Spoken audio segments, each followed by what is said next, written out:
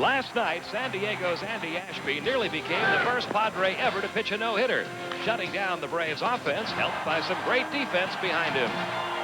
In the ninth inning, Kenny Lofton's leadoff single broke up the no-hitter, but Ashby finished a career-best performance with a 2-hit victory.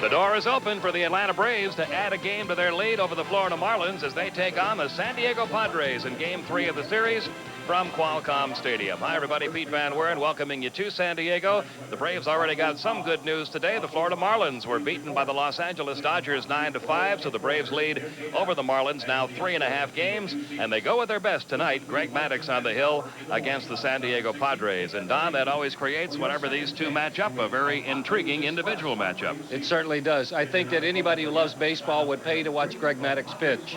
Anybody who loves baseball would pay to watch Tony Gwynn hit. But how about when you get the two together? That's as good a matchup as you can find. Last time they got together was in May. Gwynn got 4 good swings against Maddux. 2 fastballs down and away, a changeup in a perfect spot. Maybe in all the at-bats he saw Maddux, only one pitch that wasn't where Greg Maddux wants it. Tony Gwynn says, I expand my strike zone against Maddux. I assume it's going to be 25 inches. I'm going to have pitches to hit, and I hit it. The winningest pitcher in the last 6 years, the best hitter in the last 6 years. That's as good as it gets. And so far, Tony Gwynn winning in that matchup. He's a .458 lifetime hitter against Greg Maddux. We'll see how he fares tonight. We'll be back with the starting lineups and all the action from San Diego right after this.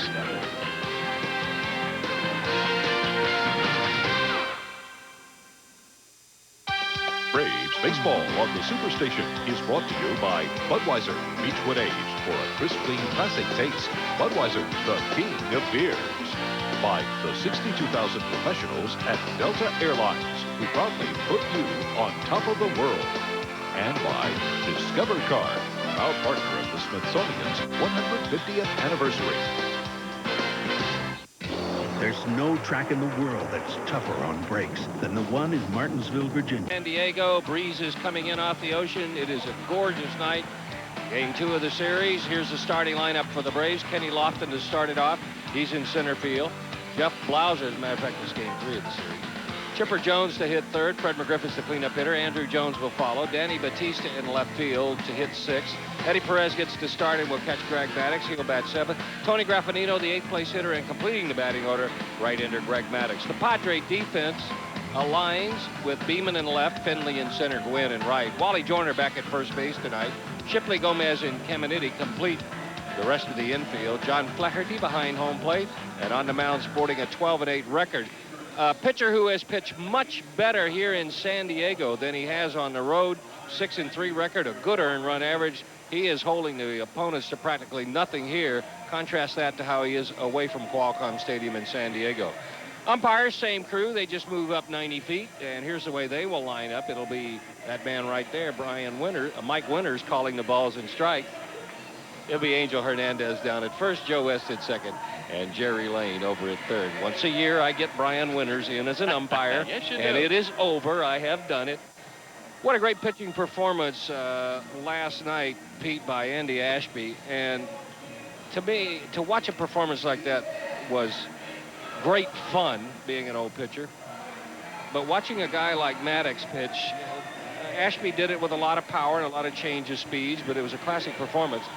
I don't believe Greg Maddux will ever pitch a no-hitter. Neither does he, by the way. Because he throws so many strikes, but and against a club like the San Diego Padres, who really are just battling for some credibility the rest of the year, they become more aggressive. They make it tough on a guy like Maddux who throws strikes. Well, we'll see how it goes tonight. The Braves with a chance to move to a 4-game lead over the Florida Marlins if they can win one here. If they lose, they're still 3 games up. And here's Kenny Lofton, who was the villain for San Diego fans last night when he broke up Ashby's no-hitter in the 9th inning. He is 4 out of 8 in the series, hitting .349 on the year. He'll be followed by Jeff Blauser and then Chipper Jones. And it was good to see so many comments from Braves players commending Andy Ashby for his performance last night, saying, hey, he just overmatched us last night. First pitch on the way to Lofton. And first pitch swinging little dribbler toward short. Chris Gomez fields, throws, and gets him by a step. Lofton retired, 1 gone.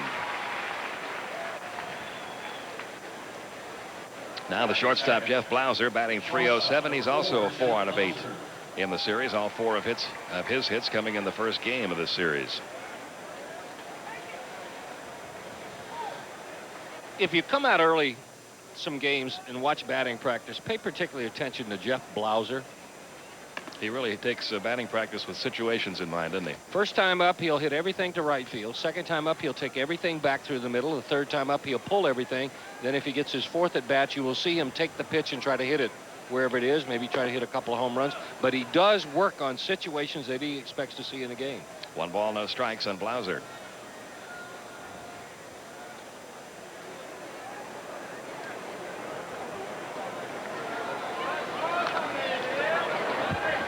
Unfortunately for most players, batting practice is a time to play home run derby. And then you get into game situations where you need to hit the ball to the right side. It's not something that you worked on. Hitchcock ready. The pitch on the way now to Jeff Blauser, and he takes a strike in the outside corner.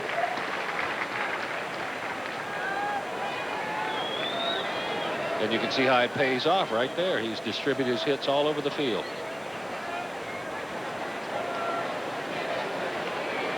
Hitchcock delivers, and Blauser takes it low and inside. I think the count is 2-2. Scoreboard has it 3-2. Hitchcock pitched with the Yankees originally, 4 years with them, then a year with Seattle last year. Came over in the Scott Sanders trade.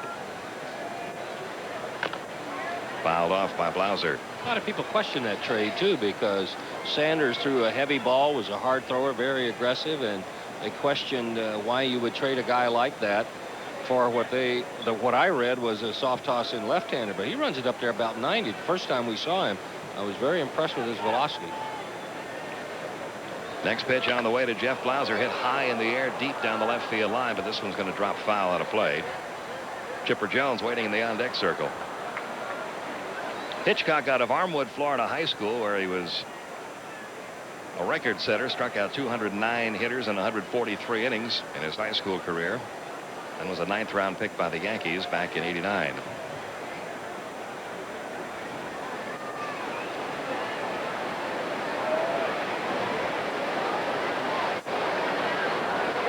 He delivers to Blauser, and it's fouled back again. Yankees get a lot of players out of Florida, don't they? Yes, they do.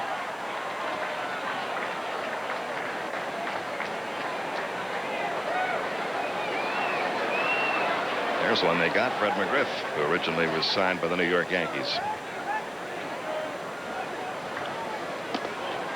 Ball 4 outside to Jeff Blauser. And a good at bat. He works his way aboard. Runner at first with 1 out for Chipper Jones, who comes in at .303, 18 homers, 104 RBIs, and continues to look for that first home run this year as a right-handed hitter. All 18 of his homers have come left-handed. Hitting .254 right-handed, .327 lefty, and there's never been such a wide spread in his batting averages from one side of the plate to the other as there has been this year.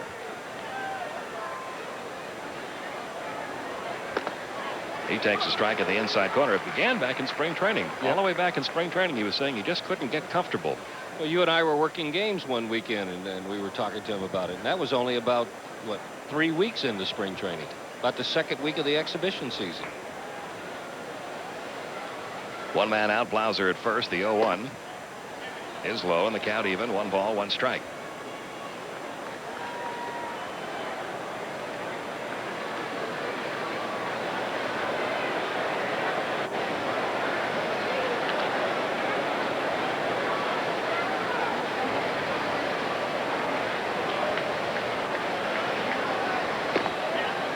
A little bit low. 2-1 the count on Chipper Jones. Hitchcock, one of those pitchers who will very often pitch behind in the count on hitters. Well, you have to have some pitches that you trust to be able to put in an out position. You can't just, because he doesn't throw 95 miles an hour, so he has to trust movement, and he has to trust the ability to locate an off-speed pitch if you're going to pitch behind. Here's the 2-1 pitch. Little pop fly into shallow right, going back. Shipley coming on. Tony Gwynn, and neither one of them can get it. They still have a chance for a force play at second, but Blauser will make it, as that ball skipped past both Gwynn and Shipley and enabled Jeff Blauser, who was kind of caught in no man's land there for a while, to get down to second base safely. So give Chipper Jones a base hit. Runners at first and second. Perfectly placed and a good pitch. Right down on the end of the bat, low. Shipley's going as far as he can. But when he took that one peek at Gwynn, there's what Blauser is facing. He thought he had it. If the ball bounces straight up and they can take a look, they can throw out Blauser, but that's one of those lucky breaks you get. You hope it leads to a run. First and second, one down for Fred McGriff. He broke up the Ashby shutout with a 2-run homer last night. Now has 21 home runs on the year and 84 RBIs, hitting .274. He also brings an 8-game hitting streak into this one.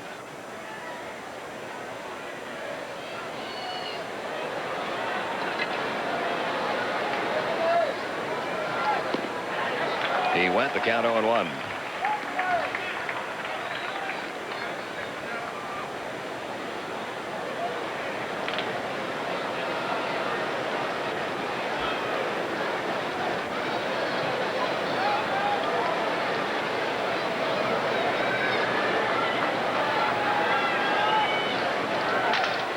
Little broken bat loop toward short. Caught by Gomez, 2 down. And that'll bring up Andrew Jones. In that Florida Marlins LA Dodgers game today, the Marlins had a 5-0 lead in that game. Dodgers came all the way back and beat them 9-5. They've done that a couple of times to the Marlins. Getting a lot of contributions from some of the new faces that they've acquired. Otis Nixon, Eric Young had big days today. And some of their old new faces that are back too, like Eddie Murray. Andrew, you see the numbers on him. He's 1 for 9 in this series. Had 1 hit, a homer.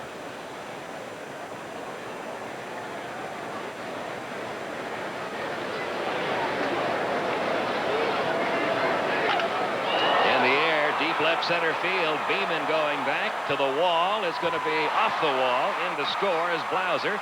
Chipper Jones around third. He will score. 2-run double for Andrew Jones. 2-0 Atlanta. He just missed his 17th homer. And the book is to start him with breaking balls, but if you throw it up in the strike zone, you haven't done yourself any favor. Here comes the curveball, but look where it is. Belt high right down the middle. If he pulls it a little, it's a homer. It is. That's a good start for the Braves. RBIs number 63 and 64 for Andrew. 2 runs are in. Now Danny Bautista getting the start in left field tonight. He's hitting .244 with 3 homers on the year.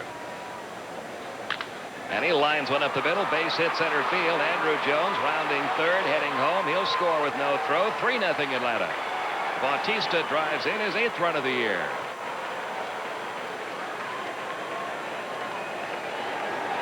We've seen Danny Bautista do this a lot coming off the bench. Look for something to handle on the first pitch and jump on it. He got the something to handle, a fastball out over the plate. So it took the Braves till the 9th inning to get their first hit last night. They've put together 3 hits and a walk here in the first inning. Good for 3 first-inning runs. And the batter, Eddie Perez, hitting .208, 5 homers, trying to end an 0 for 16 skid. And he takes a fastball strike at the knees, 0-1.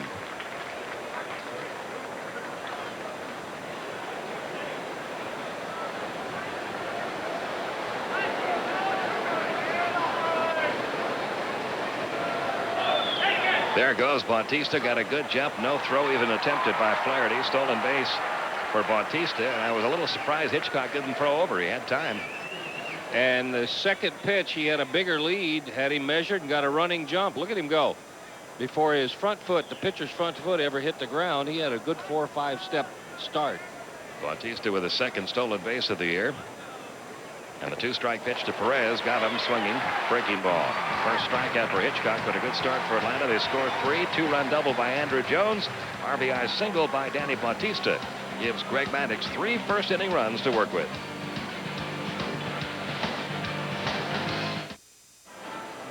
Braves on top now. It's the Padres' turn. Here's Bruce Bochy's batting order. Finley will lead it off. Shipley and Gwynn to follow. The heart of the order, Caminiti, Joyner, and Beeman.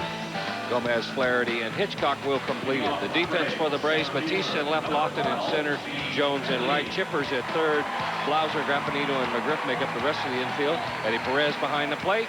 And on the mound, 17 and 4 at 239, Greg Maddux. Start number 30. He is 17 and 10 lifetime against San Diego, and here's Steve Finley to start things. 254, 25 homers. First pitch swinging, and he fouls it off 0-1. You notice in that lineup one young player in there, Trey Beeman, and that's kind of what Bruce Bochy's going to be doing. He's going to take a look at a lot of young players, but when he's playing teams that are in contention, he's only going to play about one at a time. When he's playing teams out of contention, you might see 3 or 4 or 5 called up players in that starting lineup. 1 ball, 1 strike down on Finley.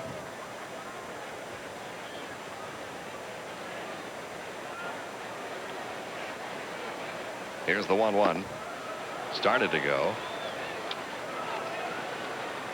No appeal made. 2-1 the count.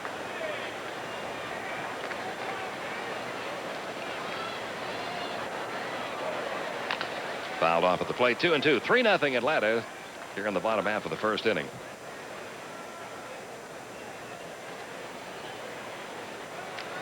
You fall behind 3-0 in the first inning when Greg Maddux is out there. You got to feel like you're down 6-0. Yep. Here's the 2-2 pitch. A little bouncing ball to the right side. It's a fair ball. McGriff handles it, takes it himself. 1 down. And that'll bring up Craig Shipley, one of the heroes in last night's San Diego victory, with a couple of great defensive plays. And he also had 3 hits and an RBI in the game, hitting .279 for the year, playing second base tonight. He played shortstop last night. Made play he this made play right here. Yeah, I think it's as good a play as we have seen in the infield all year. He caught the ball behind him and then threw a strike. And that too was something that the Braves players could not stop talking about after the game last night, was that play. Here's the 1-0 pitch now on the way to Shipley. A little bouncer toward third. Chipper Jones has it. On to first in time. 2 down. I like when a guy pitches a good ball game against you, or he has a good performance. I like it when a ball club says, hey, he did a good job. Too often I think you hear guys offering alibis. Well, we didn't catch any breaks and we didn't do this.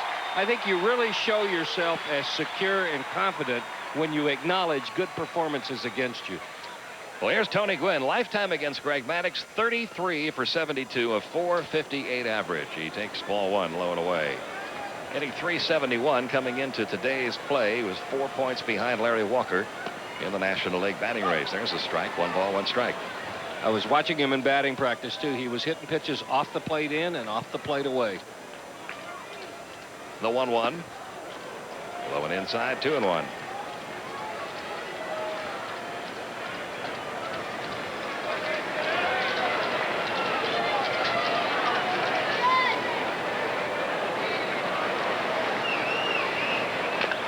And it's fouled off at the plate, 2-2. This has got to be fun for both of these guys. Tony Gwynn, such a professional when it comes to hitting and his approach to it. And Greg Maddux, likewise, such a professional when it comes to making pitches.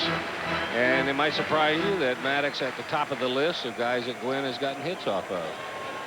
3 of the top 7 belong to the Braves pitching staff. Here's the 2-2 now to Tony Gwynn, and he pops it high in the air. Left center field. Looks like Maddux is going to get him this time. Bautista out there under it. And it's a 1-2-3 start for Greg Maddux in the bottom half of the first. 3-0 Atlanta as we go to inning number 2.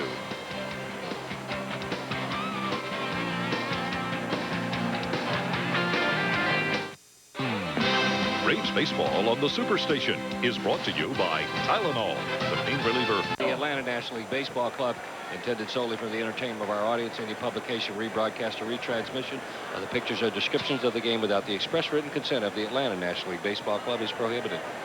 3-0 Atlanta. Tony Graffanino leads off the second. .248 for the year with 5 homers. He is 2 out of 6 in the series. Braves roughed up Hitchcock in the first inning. First pitch to Graffanino misses low. Greg Maddux will follow, and then Kenny Lofton.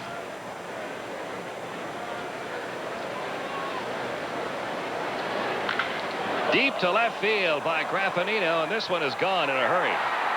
Home run number 6 for Tony Graffanino. It's 4-0 Atlanta.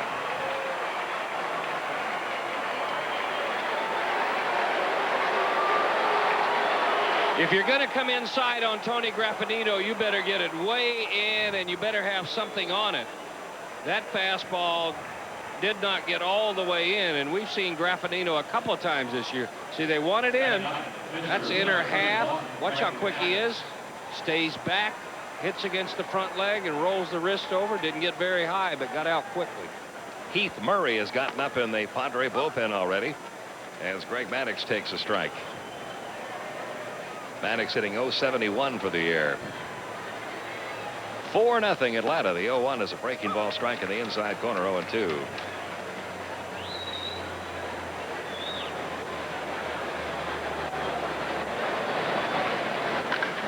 Into left field. That's going to drop for a base hit. Maybe more than one. Beeman chases it down in the left field corner. Maddux going to try for two. Here's the throw. He slides in. Safe. No, they got him. Gomez to Shipley. Shipley applied the tag and got Greg Maddux trying to stretch a single into a double. And apparently Greg said something that Joe West thought was a little bit humorous. Here's another fastball. He's trying to get inside. He just doesn't have enough giddy up to run in there. Nice hustle and nice play by Beeman. Hits the cutoff man, puts it in his hands, let him make the play. And here's the tag at second. Boy, I couldn't see from that angle. Let's see. Maddux actually kind of, well, no, he kicked it up a notch there. But watch and see if the tag is not on the bottom of the foot before it hits the bag. Kenny Lofton had to take a hike on that pitch. He grounded out to short his first time up. Braves now with 5 hits off Hitchcock. But 1 out here in the inning.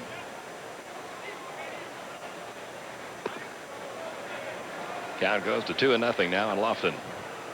Watch the tag. Watch it. See if it doesn't look like he put his foot right down on top of the glove.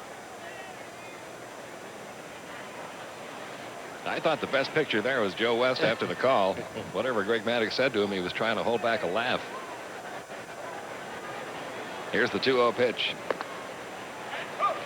Outside corner, 2-1.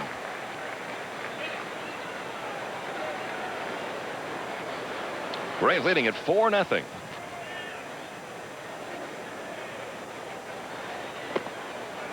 Outside corner, 2-2.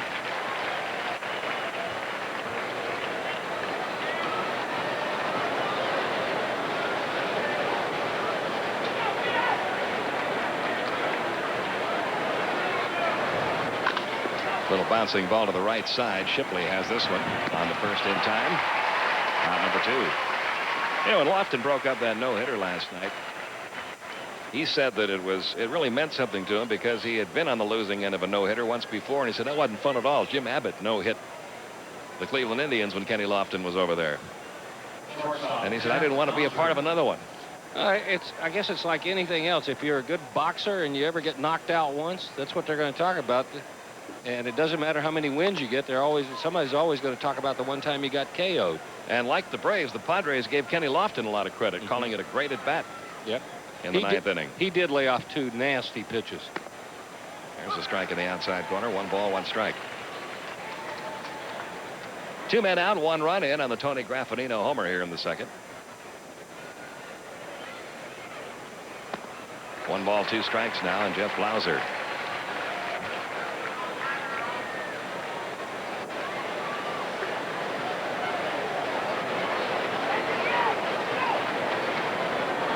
And the 1-2 pitch on the way. Blauser tried to stop the swing, went around. Flaherty will have to throw him out, and does. Hitchcock with his second strikeout, and that's all for Atlanta in the second. But 1 more run on that swing by Tony Graffinino makes it 4-0 Atlanta as we head to the bottom half of inning 2.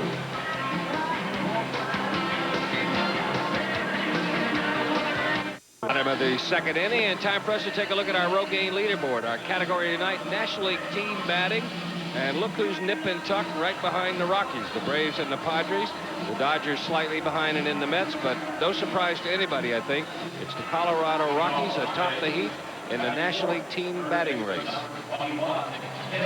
As Greg Maddux went to the mound, he and Mike Winters had a little conversation at home plate. Do you think that might have been about the pitch that knocked down Kenny Lofton? I don't know. I wonder, you know, if a hitter comes into the dugout complaining, it almost behooves you as a pitcher to do something about it.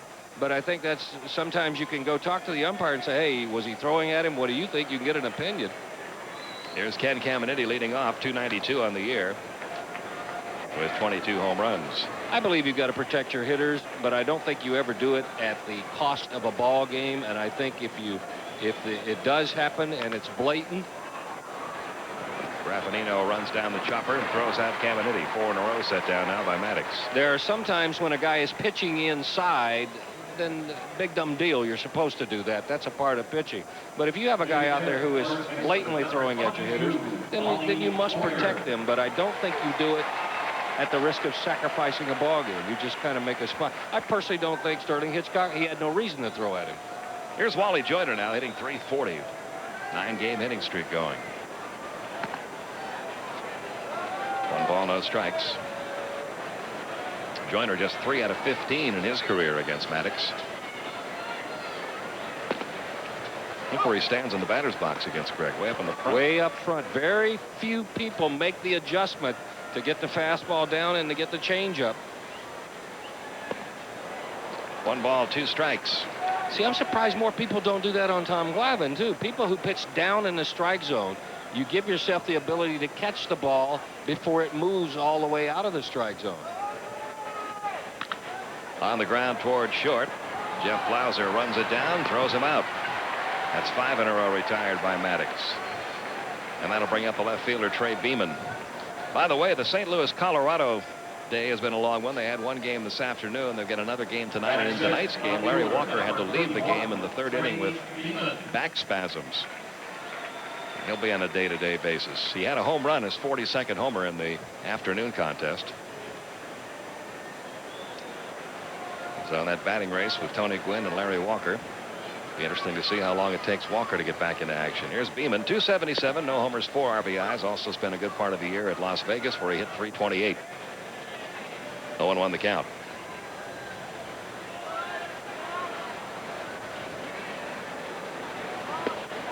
Nothing in 2.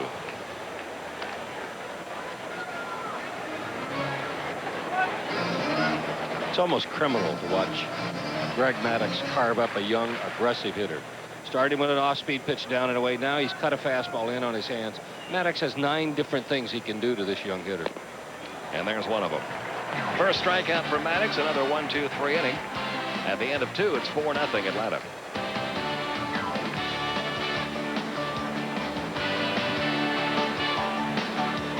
Game 2, Colorado has taken the lead. It was Chicago by 2 over New York.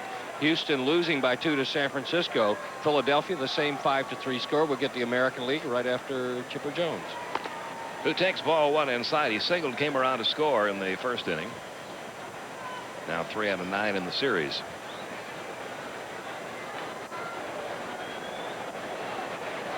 Hitchcock with a 1-0 pitch.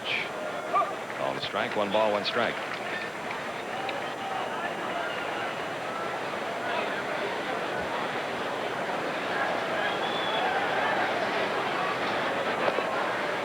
That misses low, 2-1.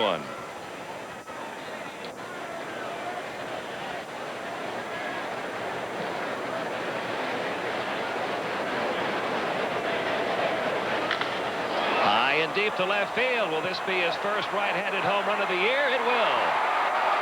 First right-handed homer of the year for Chipper Jones does not come until September 6th. It makes it 5-0 Atlanta. And it was a left-handed, right-handed home run, too, because that's the only hand he had on the bat when he hit it. Pretty good pitch down in the strike zone, a little bit off stride out on his front foot. But he's got to have a laugh. Look at that knows. smile, Oh, yeah. yeah, he knows he was fooled and hit it with 1 hand. Watch this swing. A one-handed swing. But he got enough of it to get it out of here. And also, that's going to be enough to get him warming up seriously in the bullpen, too. Second home run of the night for Atlanta. The 19th of the year for Chipper Jones. His 105th RBI, and Heath Murray up again in the Padre bullpen. Let's complete our Office Depot scoreboard. In the American League, Matt Williams had a pair of homers for Cleveland as they beat Chicago by a 9-7 score. Detroit, Higginson and Encarnacion homered, so Detroit beats Anaheim 7-5. Erickson won his 16th for Baltimore. Milwaukee got shut down by Boston. Vaughn, Cordero, and Garcia Parra homered. 2-1. Hingen wins his 19th. Kansas City trails Oakland, and Seattle has taken a big lead over Minnesota for Jeff Facero. And you're up to date on the scores. Now Fred McGriff, who popped his short his first time up. Well, it was a long time coming, but Chipper finally hit that right-handed home run he's been looking for all year.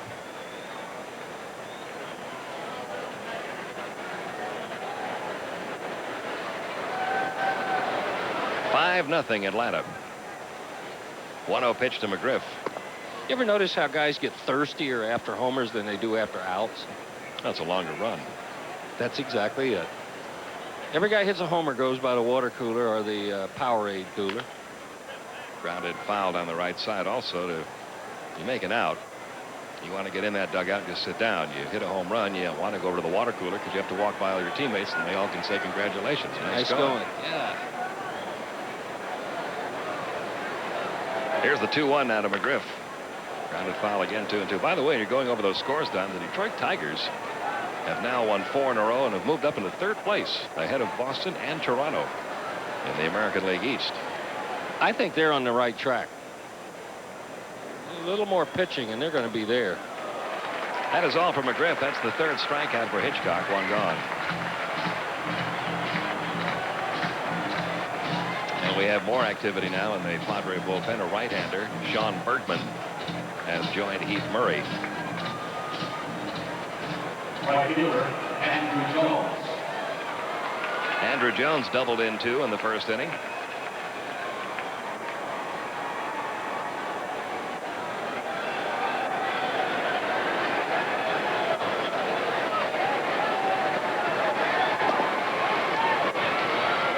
Strikes. Andrew now with 64 RBIs on the year.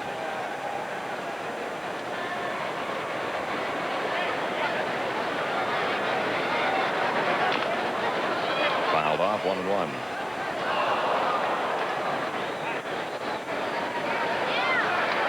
Kind of an odd year for Hitchcock. Right-handed hitters are hitting with a much lower batting average against him, but he's given up 20 homers to righties. On the ground, left side, Caminiti guns it across to first in time. 2 men gone. That'll bring up Danny Bautista. He had an RBI single in the first inning. Braves got 3 in the first, 2 on the Andrew Jones double, 1 on the Bautista single, and then have added solo homers in each of the last 2 innings, 1 by Graffinino, 1 by Chipper Jones. Left fielder, Danny Bautista. Batista's a hitter that's kind of hard to figure out. Sometimes he'll take pitches right down the middle and just look at them. Sometimes he'll go up looking for something to hit on the first pitch. 1 ball, no strikes. I wonder if there's something go back to the American League days with Hitchcock, because it's a couple of the Braves hitters who haven't been real pleased at being pitched inside. And they're both guys who faced him over in the American League. Kenny Lofton and Danny Bautista. In the air off the end of the bat to right center. Long run for Tony Gwynn, but he gets there for out number 3. So the leadoff homer by Chipper Jones is all the Braves get in the 3rd. It ups their lead, though, 5-0, going to the bottom half.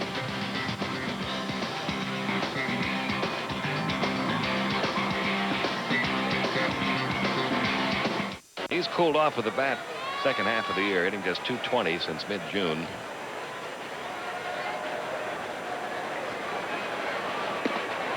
Now, managers find out things about players after they have them for a year, and one of the things Bruce Bochy says he has found out about Chris Gomez, he needs a day off every now and then to stay sharp. He thinks he got a little worn out playing every day. Some guys do need that, and I think recognizing when to give a guy a day off and recognizing when to have your pitchers not throw, maybe take a day off too.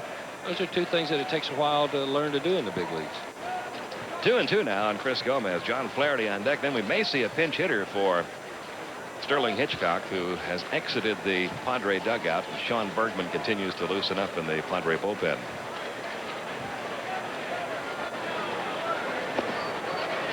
Just missed. 3-2. First 3-ball count Maddux has handed a hitter tonight.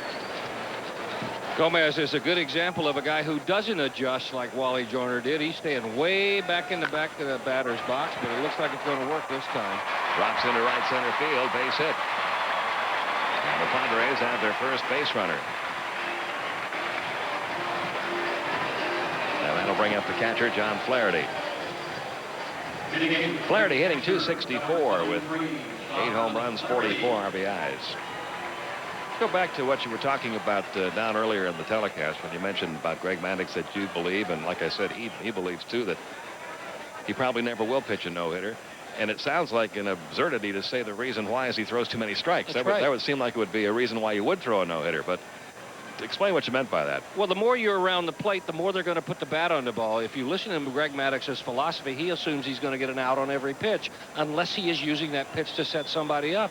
When you're throwing the ball around the plate, they're going to hit it.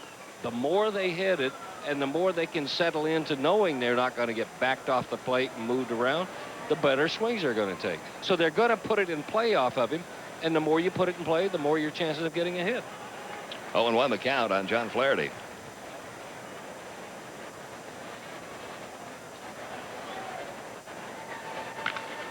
Line toward right.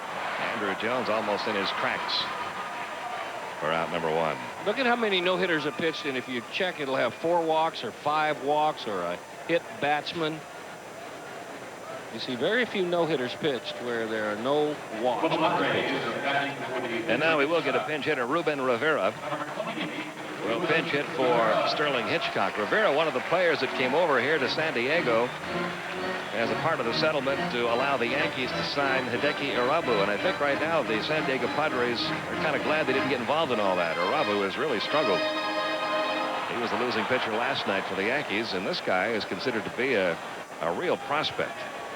He hit .284 in 46 games for the Yankees last year. Native of Panama. He is called a 5-tool player. Speed, he can run, good glove, good arm, bat average, and power. 5 ways that a guy like him can beat you.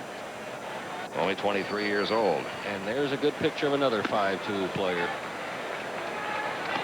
2 balls, no strikes on Rivera.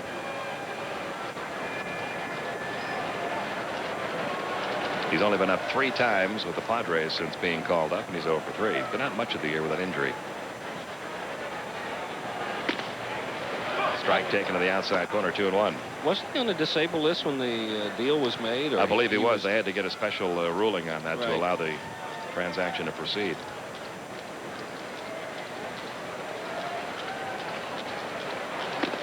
He only had 48 at-bats at AAA this year. He hit .250 at Las Vegas with a homer and 6 RBIs.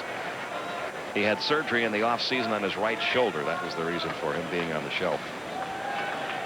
3-1 the count.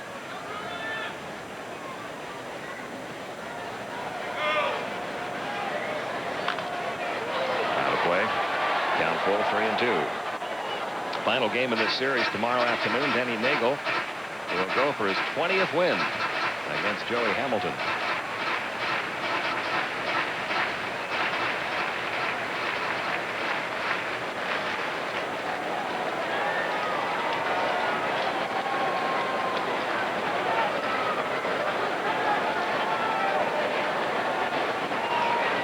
Two on the way. A little bouncer right to the first baseman, Fred McGriff, who's on the play at first. Gomez down to second, 2 down. And back to the top of the order now, Steve Finley, who grounded out to first in the first inning. Number 12, the center fielder, Steve Finley.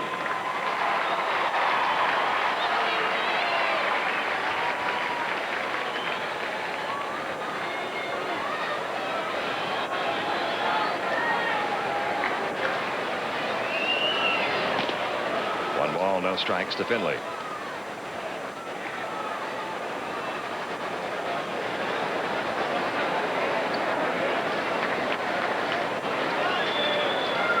Finley very interested in international baseball. And he has spent some time in the off-season appearing in clinics all around the world. He's done clinics in Indonesia, in Japan, in Hungary. Got to see a little bit of the world and teach a little baseball to developing programs in those countries.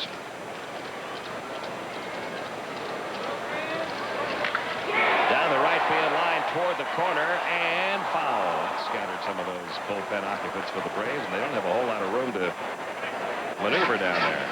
And Bill Fisher comes away with it. And didn't you notice all the young guys bailing out? Here's Bill Fisher, who's been around for a decade or two, and he's all by himself. Young guy with a glove has got to look out for fish. Yeah, the young guys are supposed to do guard duty down there, aren't they, on a ball hit like that? I heard a rumor once that was supposed to be the case. Everybody's all right. Now Fish is going to have to get his own glove. That's right. He said, if you guys aren't going to protect me, I'll have to take care of myself. Here's the 1-2 on the way. Foul back by Finley, still a ball and 2 strikes. Bill Fisher was honored this year at the AAA All-Star game for his 50th year in baseball. He began as a pitcher, made it to the major league, holds the record for most consecutive innings without a walk, and since retiring as a player, has served in some capacity with some organization as a pitching coach. And the people who work under him, who have studied under him, and who've had him as a pitching coach, speak of him with great love and affection. Second strikeout for Maddux. That's all for San Diego in the third. Finley not too sure about that one. Padres get their first hit, leave the runner at second. It's 5-0 Atlanta after 3. A question, as you know, an expansion draft coming up this November. And our question tonight, who was the Padres' first selection in the 1969 expansion draft? We'll have the answer to that in the bottom half of the inning. 5 runs, 6 hits, no errors for Atlanta. No runs, 1 hit, no errors for San Diego. New pitcher is right-hander Sean Bergman, and here's Don Sutton. Bergman coming in out of the bullpen. He's made 14 straight relief appearances since he started against Colorado back in early July. You see his complete numbers. Relief pitching hasn't been real kind to him recently. 10 runs he's allowed in his last 5 times out. His earned run average up over 10 during that stretch. Throws a hard, heavy fastball. Eddie Perez will start it against him. He also throws a pretty good slider, too. That apparently, though, is going to be an area that the Padres address in the offseason. Is going to be their bullpen. Kevin Towers, quoted in the San Diego paper today, as saying he's very upset with the bullpen's performance, with the exception of Trevor Hoffman, who has lived up to his billing. But every other relief pitcher out of that bullpen is having a worse year than he had last year, with an ERA almost a run higher. And he said, we can't survive like that. We've got to get better out there. And they're walking a lot of people, pitching behind in the right. count all the time. Not this time. Bergman ahead 0-2. He has thrown 2 straight sliders. Bergman, fastball probably 92, 93, sinks. His slider is as good as most people's fastball. He runs it up there in the upper 80s. Has not enjoyed life against the Braves. They're getting almost 2 touchdowns a game against him. Out of Joliet, Illinois. Upstairs, 1-2. 27 years old.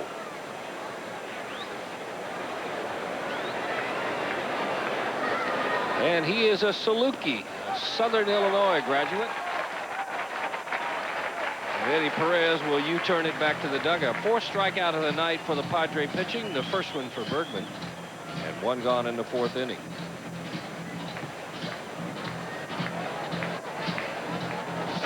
Bergman has been on one of those players on that shuttle between Detroit and San Diego. Whoever flies there is getting a lot of help from those 2 ball clubs. He starts Graffinino with a strike outside, 0-1. 6th-round selection he was back in '91. He came in that deal with Todd Steverson and Cade Gaspar. Make it 0-2 to Graffinino. That's the trade that for 2 straight series we've talked about, because the Tigers were in Atlanta. Melvin Nieves was a player who went over there. Raul Casanova, the catcher, went to Detroit. So 2 straight series where you've seen players involved in that big trade. It was a 6-player deal overall.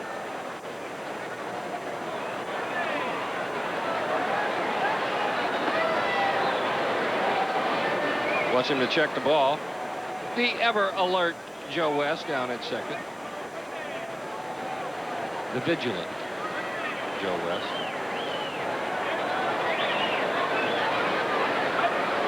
A little outside. That was his fastball, and that one they clocked on the radar gun here at 96. When you throw a 96-mile-an-hour fastball and an 88-mile-an-hour slider, there's no reason not to throw those in the strike zone. Is there? Shouldn't be. I wouldn't think so. That one topped out at 95, too. And if you've been watching, they're going with a lot of movement. On the ground, Caminiti can't get it, but he can deflect it away from Gomez. Probably go as a hit. And it does. Will be. Pitcher, Greg Maddux. And with a runner at first, it'll bring up Greg Maddux. He'll probably be asked to bunt. Braves lead at 5-0, scoring in every inning. And meaning an early exit for Sterling Hitchcock.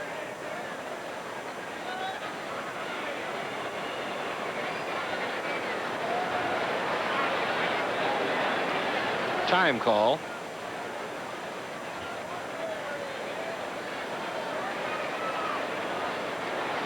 Infield shortens up. They're looking for the bunt out of Greg Maddux, and he squares it early.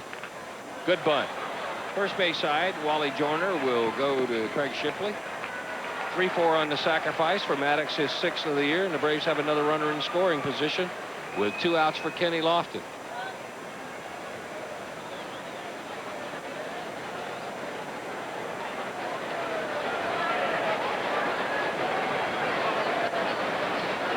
Lofton in his career against Bergman is 5 for 10 with 2 homers.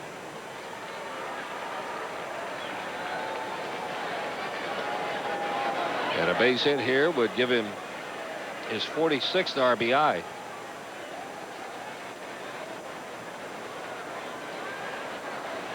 Twice he has grounded out, once to short, once to second. Both of those coming off Sterling Hitchcock. First one is outside, and it's 1-0.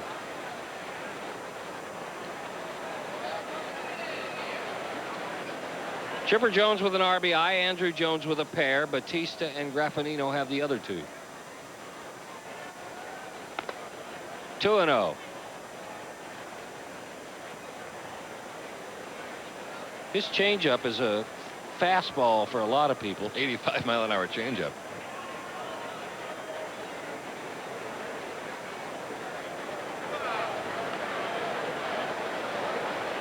Like a forkball. It is, and it's 3-0.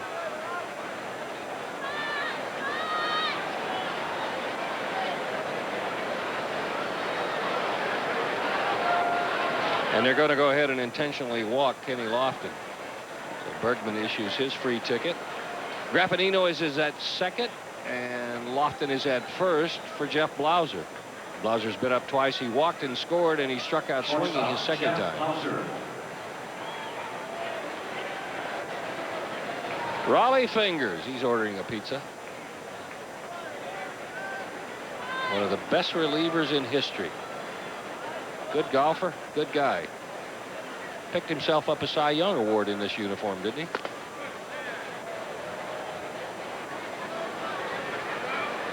One and 0 to Blauser.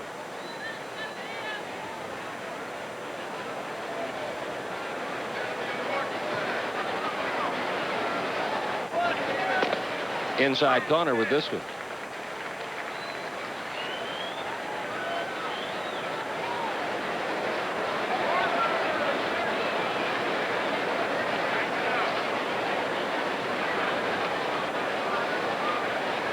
Good pitch from Bergman.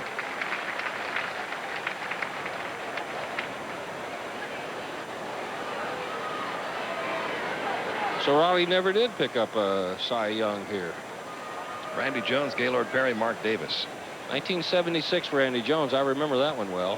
And Blauser gets hit again. So the bases are loaded. And Graffinino has an infield single, the only hit. 18th time this year that Jeff has been hit by a pitch. Third baseman, Chipper Jones. And Chipper Jones will get to come to bat with the bases loaded. Chipper has a single, he has a home run, he has an RBI, and he scored a pair.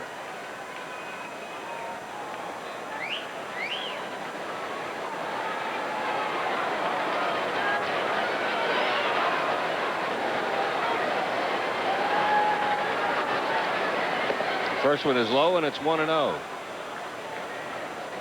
And he's added to his total of runs and RBIs. Chipper atop the heap. He's approaching 200 for the year. Fred McGriff, Blauser, and Klesko, 2, 3, and 4.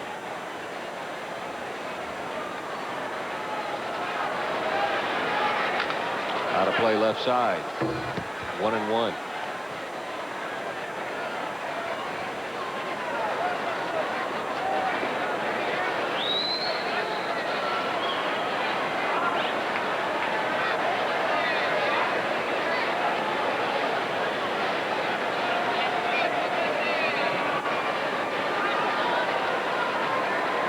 That's a National League record, those 10 Grand Slam home runs by the Braves this year. And he got 2 of his in a hurry, didn't he? Got all 3 of them within about, what, 10 days? That's right. All 3 did come in a short span. 1-1. Graffadino at third, Lofton at second, Blauser at first.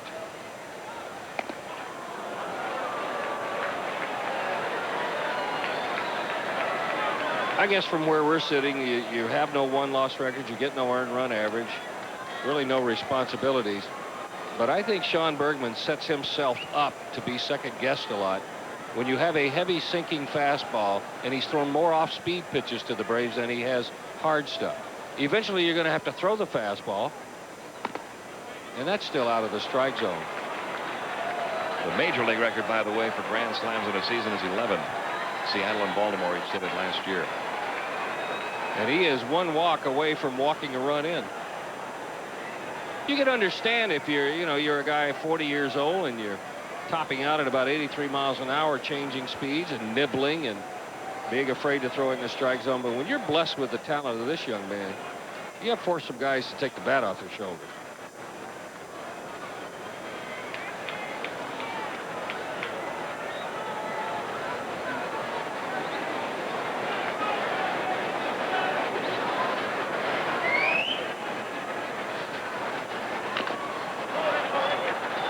Full count, everybody will be on the move. I think that's what's been so frustrating, that situation we were talking about before, this bullpen going into the season. Padres thought they had a pretty good one. But Bergman, for example, his earned run average last year, 4.37. This year, 5.74. He's another of the members of that bullpen whose ERA is, in his case, almost a run and a half higher than it was a year ago. And they have the arms to do it, too. It's not like there's nobody with any talent down there. The league hitting over 300 against Bergman. He's averaging close to 4 walks per 9 innings. And having trouble getting together with his catcher, John Flaherty. He's also got his infielders and his outfielders getting back on their heels, too.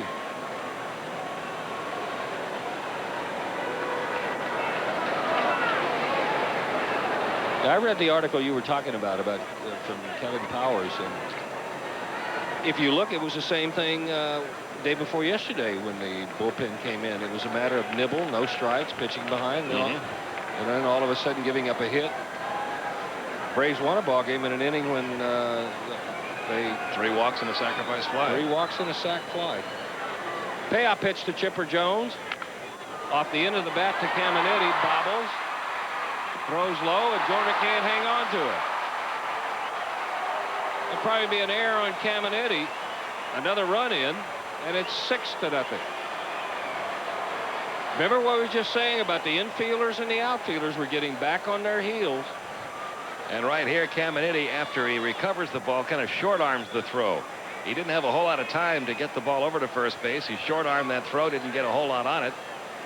And one hopped it over to first. It will be an error on the usually reliable third baseman, Ken Caminetti, and it's going to be the end of a short night for Sean Bergman. And he was just called up. Just called back up from AAA. He was up in them earlier. That one win came against Atlanta and Greg Maddux during his first go-around with the Padres this year. And if you look at those numbers, you guys will leave those up just a little bit. 3 home runs in 27 innings. That's a home run per 9.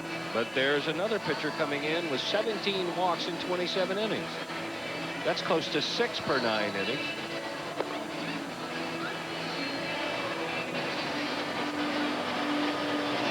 Third pitcher of the night. Hitchcock started it. Bergman came on, and now it is Heath Murray. I think you're going to see, Don, we talked about San Diego.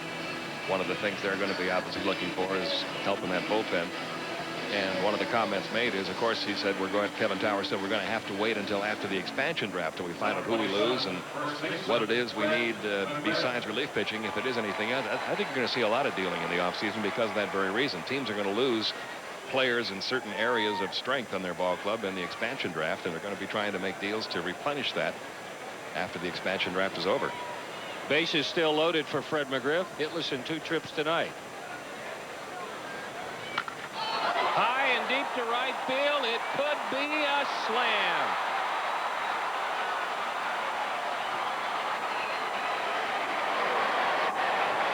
Just missed it. Just missed it. You have to hit it over the scoreboard in right field where that orange line is. And he settles for a long single. Give Angel Hernandez some credit on that one, because he hustled out there to take a look. He is explaining it to McGriff and to Pat Corrales. I thought it hit above the orange and bounced back. Well, if you look at the right field wall, the orange line right where the scoreboard begins angles up to the seats, and the ball has to go over the orange line into the seats where that scoreboard is to be a home run here at Qualcomm Stadium. McGriff thought he had one. He had it over the lower wall, but you have to get it over the upper wall in right field for it to be a home run. So it's a long 2-run single. 2 more on the boards, and the Braves lead now 8-0. I was aware of the yellow line, but I thought it cleared it and bounced back. Just lost that one. Chipper's at third, Fred's at first, and Andrew Jones is the hitter in the count. 2-0 to him. Remember, there was some confusion over that in the first series played here earlier this year. I forget who it was that hit one off that wall, but some of the players not really aware of the ground rule here. In right field, a little bit different than it is in left. If we can take a look at the message board where they have the pitcher's name up out in left field, that is behind in left field, behind the orange line. Now that's the right field line. That's the right field line. That line you see the orange up line at the top. in left field. All of that is behind. The orange line is on the top of the inner wall. There is a scoreboard out in left field as well that indicates the number of pitches the pitchers have thrown. And that appears behind the orange line. So if it hits off that scoreboard, it is a home run. 3 balls and 1 strike to Andrew Jones. On the ground for Caminiti. He's got another long throw to make. This time it's to Joyner on time. But it's a good inning for the Braves. They take advantage of some walks, some hit batsmen, some errors, and one of the world's longest singles to build an 8-0 lead.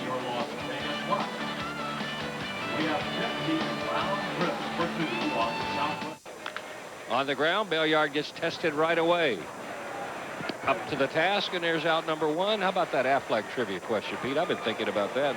Can't remember. Yeah, the question was, who was the Padres' first selection in the 1969 expansion draft? He came from the San Francisco Giants and spent a good many years in a San Diego Padre uniform. Ollie Brown. One of the best arms you will have ever seen in the outfield. No, the last player picked in the expansion draft that year was Cito Gaston. Here's Tony Gwynn, first time up, fly to left.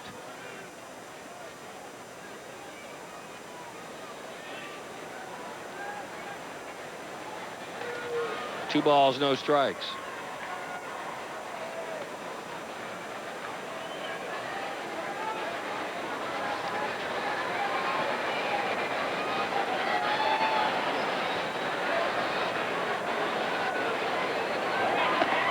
Here's a strike, 2-1.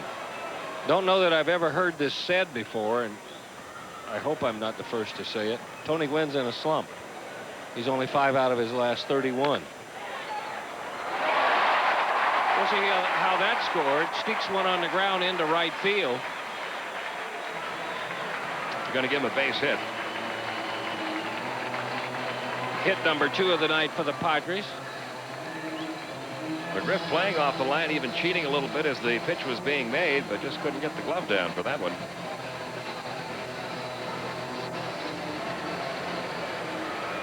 He is now tied for 39th place on the all-time hit list with Vada Pinson, whose name may surprise you being that high on the list. Vada Pinson, a name you don't hear talked about very often when it comes to Hall of Fame consideration, but he's 39th along with Tony Gwynn on the all-time hit list. Very quiet demeanor, very classy man who just went about his job. Caminiti is the hitter, and he takes a strike, 0-1. First time up, he grounded to Graffinino at second.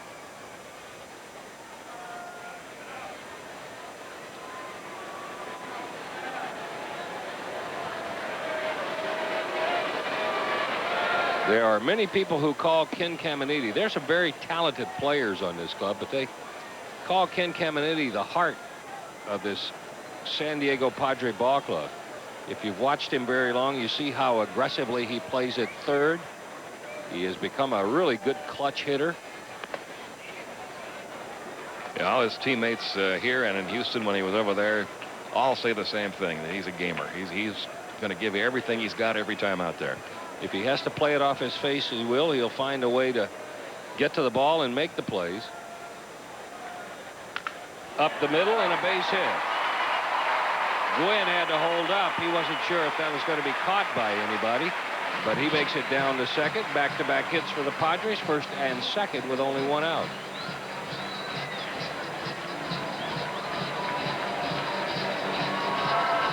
And Wally Joyner's the hitter. First time up, Joyner grounded to short.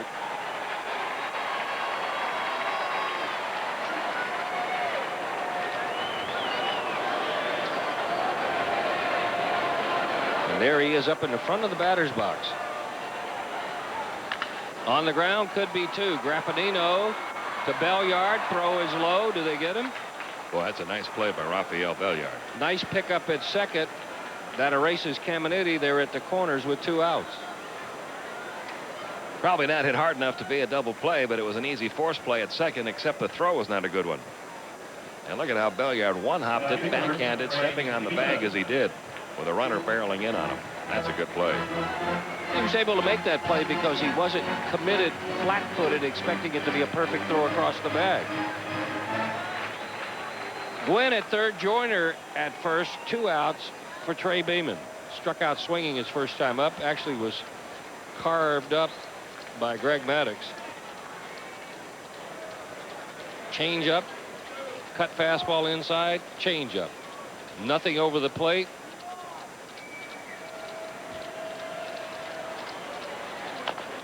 He fouls away the change this time, and it's 0-1.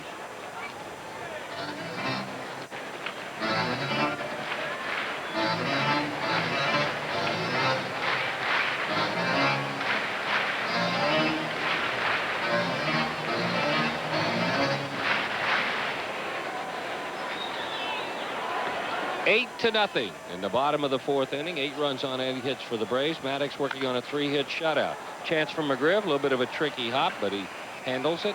And that will do it for the Padres in the bottom of the fourth. No runs, a couple of hits, and a couple left. We've completed 4. Braves lead at 8-zip.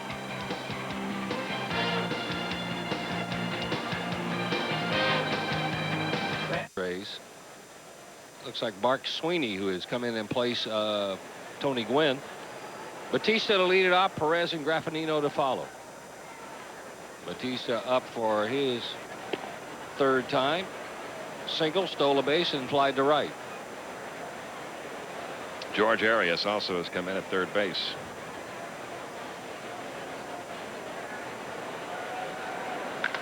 To right field. Sweeney will get to play this one on a hop, and Batista will have his second hit of the night. And the Braves with a base hit, base runner, and a run every inning to this, now with a base hit in all 5 innings. So this one, with the 8-0 lead after 4 innings, this one is going to start to resemble a spring training game the rest of the way with the expanded rosters. Caminiti and Gwynn get the rest of the night off. Blauser's already gotten the rest of the night off for Atlanta, and you're going to see some more changes made as we go along. Be interesting to see how long Greg Maddux goes tonight, too. First one to Perez is outside, 1-0. So Tony Gwynn gets time off. What does he do? Goes back to the dugout, sits next to his hitting coach, and you know what they're talking about, hitting. That's Merv Retman to his left. Perez fouls this one out of play. 1 ball, 1 strike.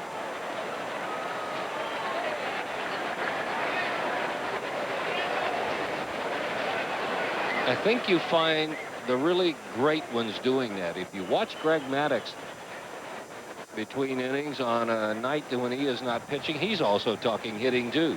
He spends about half the time with Clarence Jones. Out of play again, and it's 1-2. Well, to be as good as they are, you got to be blessed, number one, with the talent, but number two, you got to be committed to studying every possible angle and edge you can get. And both of those are Very, very good at that. You know what Greg Maddux was doing right there? Looking at the lineup. Could be two. Gomez to Shipley. Shipley will turn it over to Jordan. 6-4-3 double play. 2 gone for Graffinito. Maddux was looking at the lineup card that was posted in the dugout because he sees there it is. He sees 2 guys out there who are new, and he's going to find out where they're hitting and who he faces next inning. Well, that's a little thing, Pete, but that is a part of good preparation. First thing he arrived at the ballpark today, the first place he went into Bobby Cox's office to get out the little scouting report book and start poring over the notes on all the Padre hitters that were going to be in the lineup tonight. That's his version of what you saw Tony Gwynn doing. First pitch swinging is Graffinito, and it will come to rest in the hands of Trey Beeman. A 1-2-3 inning of sorts. Murray faces the minimum. The Braves come away empty. We're halfway home. It is 8-0 Atlanta.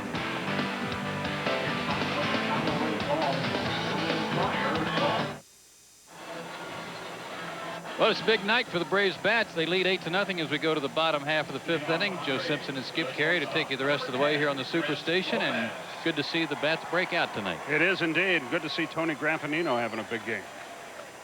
Hit the ball hard again his last time up. Greg Maddux with a lot of room to work tonight. Faces Chris Gomez here in the bottom of the 5th inning. Bottom third of the order due up. Gomez single his first time. 1-1. Maddux 2-1 against the Padres this year, looking for his 18th win of the season.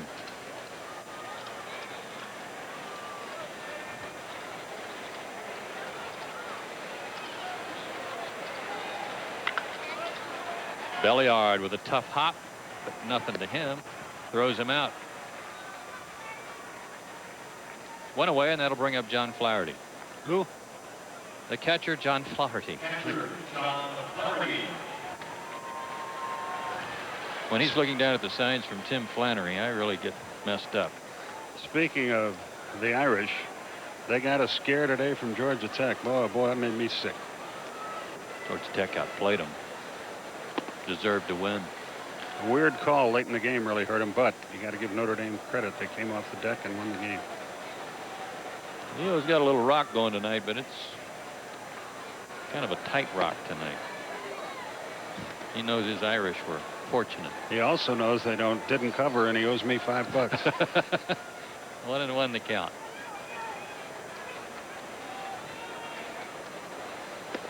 Good pitch, 1-2. Mandy Romero, a backup catcher, called up when the rosters were expanded, is on deck, and he would hit for Heath Murray. There's Romero. Flaherty fouls one off. Mark Kroon, a right-hander, begins to throw in their bullpen.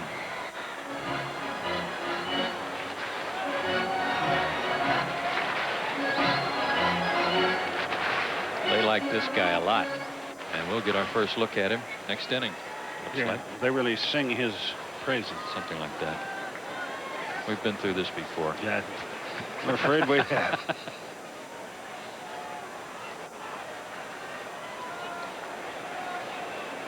One and two the count. Maddux only 2 strikeouts so far tonight, but he hasn't needed many.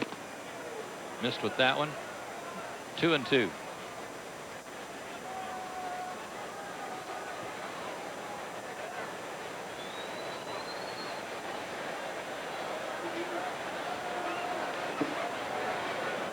The 2-2 delivery got him on the inside corner. Flaherty didn't like it, and I think he was looking for something off the plate away.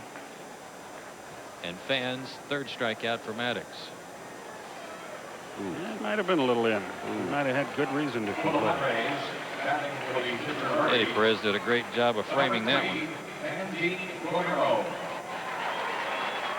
And here's Mandy Romero hitting .250 for the Padres. 2 homers, 4 RBIs. 0 for 4 as a pinch hitter.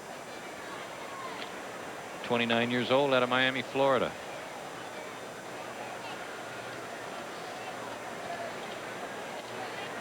Florida State beats Southern Cal, we understand, 14-7 in football. What a battle. On the corner to Romero. Count 1-1.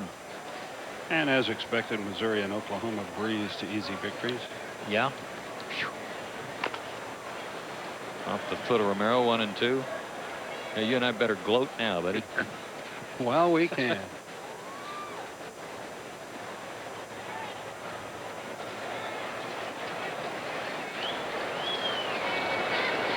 8-0. Maddux and the Braves on top.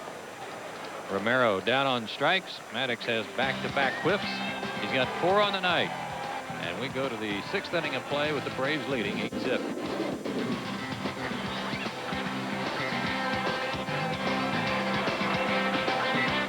Better. Greg Maddux swings and misses. Greg is 1 for 1. He's single, was thrown out trying to stretch it into a double, and he put down a good sacrifice bunt.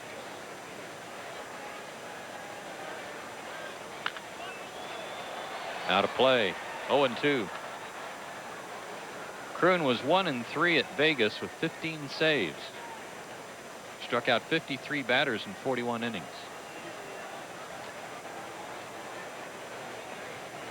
The 0-2 to Maddux. Up the middle. Shipley gets a good hop and throws him out, 1 away.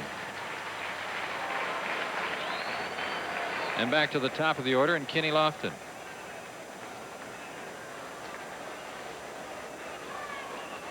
Braves have 9 hits, but the Braves leading hitter does not have one yet tonight. Kenny's 0 for 2 with a walk and a run scored. Center fielder, Kenny Lofton.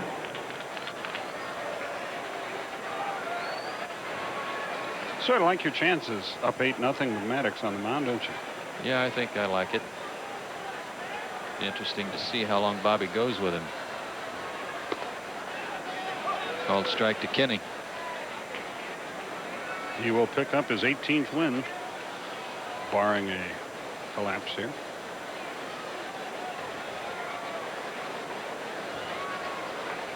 Braves had that blowout in Boston, but other than that game, I can't really think of too many games where they've had some easy time. Not lately. No. A good fastball to Lofton. Kenny thought it was high. Called strike 2. Kroon out of the Bronx, New York, lives now in Phoenix. He's 6'2", 195, 24 years old. He went around, says Mike Winters. Lofton down on strikes. Kroon has his first. Kroon came to the Padres from the Mets as the player to be named later. And a deal that sent outfielder Tracy Sanders and Frank Seminara to the Mets back in '93.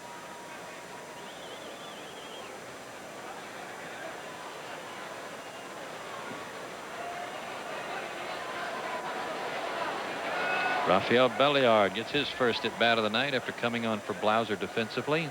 Fouls one off.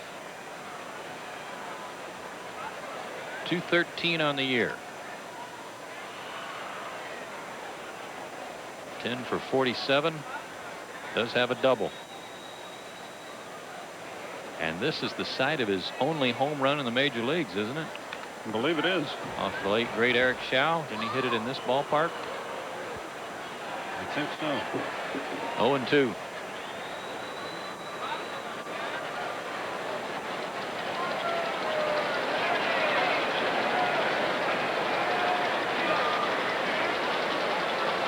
And the 0-2 pitch. High 1-2. And if you have been to a football game today or this evening and didn't hear, the Dodgers put on a furious rally today. They were trailing 5-0 and then beat the Marlins 9-5. Out of play. So it looks like we'll pick up a game. And that would be nice to get back to 4 games up. Marlins have 2 more in Los Angeles tomorrow and Monday night. And then come here for a couple.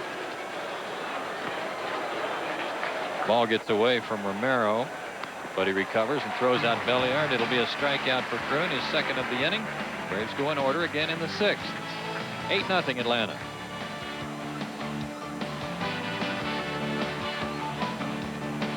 Braves leading 8-0. A change out in right field. Michael Tucker moves into play right, and Andrew Jones will move over and play center field. Kenny Lofton gets the rest of the night off.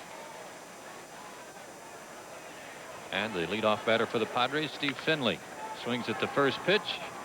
McGriff makes a nice play and a nice feed to Maddux. 1 out.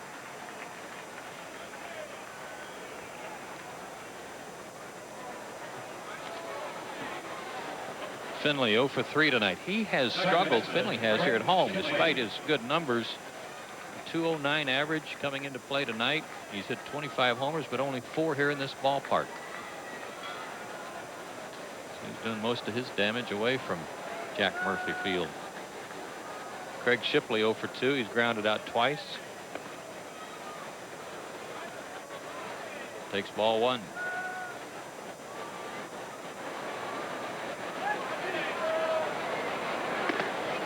Maddux not trying to be too tricky, just trying to hit some corners. 68 pitches is all. Can afford to give up some singles, just try to keep things under control. Missed a little low. 2-1.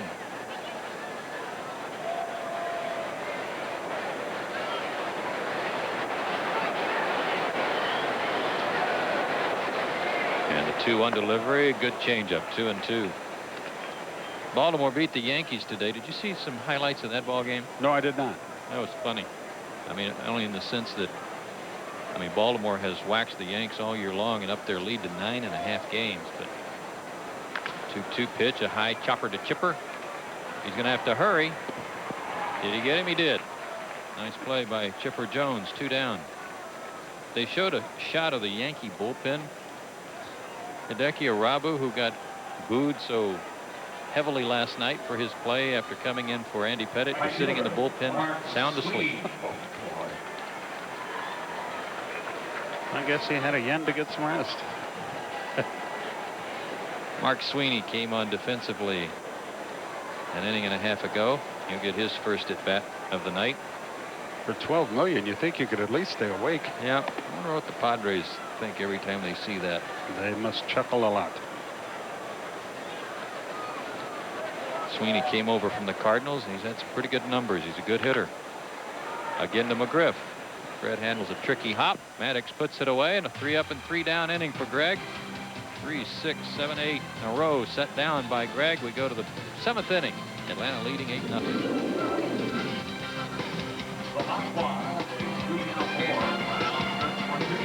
Somewhat under control as we go to the 7th. Now let's take a Braves look ahead at what's coming up. Finale of this series tomorrow afternoon here on TBS. We'll have it for you at 4 o'clock Eastern time. Then on to Los Angeles for a Tuesday and Wednesday encounter. We'll have that one for you Tuesday night. Then back home for the last homestand of the year with the Rockies. Back with you on the Superstation Friday and Saturday. Some defensive changes for the Padres. Chris Jones takes over in center. Jorge Velandia at short. And behind the mic, Skip Carey. Okay, thank you, partner. And the pitch is a strike to Chipper Jones, who's had a profitable night. He singled and scored, homered, reached on an air. 8-0. A 3-hitter for Maddux to this point. Hot shot, but right at Joyner. He could pick it at first base. 1 down. So Kroon has rolled merrily along. Here's Fred. McGriff has popped a short, struck out, and ripped a double off the scoreboard in right field. It was, yeah, right, it was just a single, come to think of it, but it was hit too hard to be a home run. It didn't get up enough. It drove in 2 runs. Kroon. Strike. The plate may be widening a bit. Kroon throws that fastball. He can make it sing, can he? He sure can.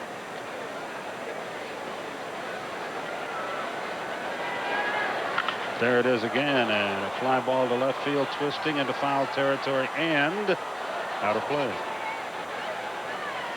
And hopefully Trey Beeman was able to stop before he impaled himself in the wall. There he comes.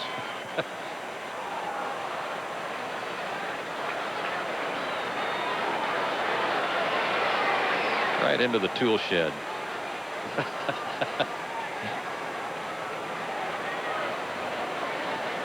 Comes out without a rake, and the 0-2 pitch. Got it. Fred out on strikes. Kroon records his third strikeout. Pretty good pitch. Fred was fooled on that one. Andrew Jones, the batter. He doubled in 2 in the first, has since grounded to third on both occasions. Center fielder Andrew Jones. Andrew's helmet looks a little bit like the surface of the moon, doesn't it? A little cratery tonight. Yeah. Pitted. Outside, 1 ball, no strikes. Braves 3 in the first, 1 in the second, 1 in the third, 3 in the fourth. Braves have 9 hits. Padres have 3. San Diego the only error. Good friend of Winnie the Pooh's, wasn't he? That was Eeyore, yeah.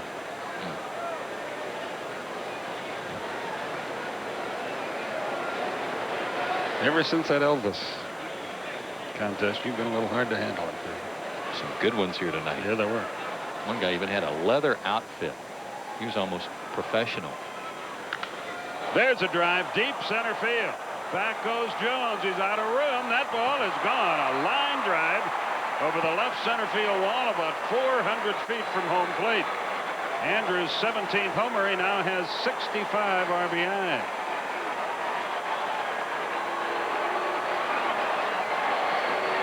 I'm not sure if this was a fastball, but make no mistake, he can turn around anybody's good heater.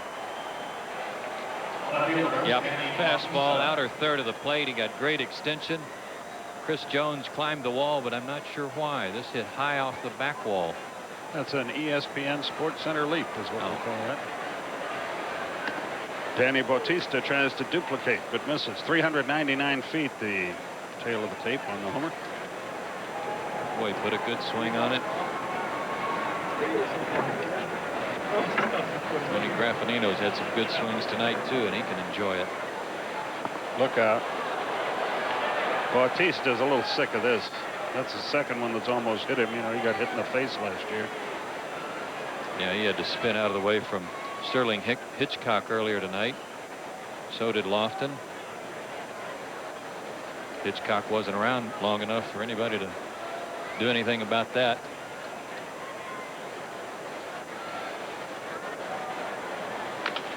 Little tapper towards second should be easy. Underhanded flip just in time, getting over. But the Braves pick up an insurance run on the Andrew Jones homer. We go to the bottom of the 7th, and the Braves are freezing. It's 9-0. It's time to give away an autograph and Gary Caminiti baseball. Tonight's winner is George Happy Jr. But man, everything else is level. Look how level his hips are. Hits the ball out in front of the plate, and that ball was juiced, and that is a picture-perfect swing. And we go to the bottom half of the 7th inning. And George Arias, who's in for Caminiti at third, is the batter. Activity in the Atlanta bullpen. For reasons not readily clear, Greg Colburn has checked in to play first base. Change of pace. Arias out in front. It's 1-1. Mike Cather getting ready in the pen. Could be that they'll take Maddux out after this inning just to give him a little rest. I think that's a good idea this time of year.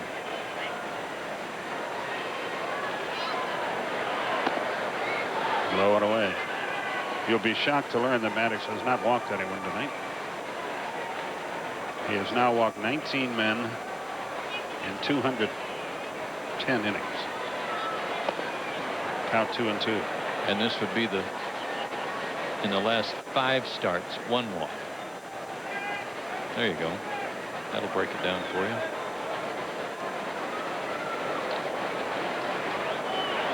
I don't remember that 3-walk game.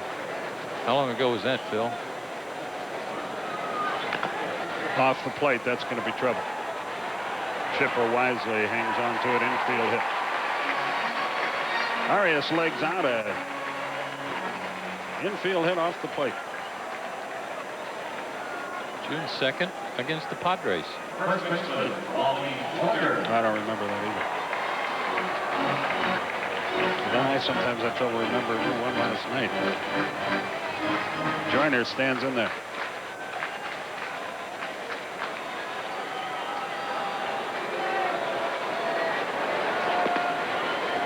First pitch is a strike. That's when I know I'm in trouble on the talk show, Joe, is when a guy calls in and says, Skip, you remember that game back on June 14th against the Mets, don't you?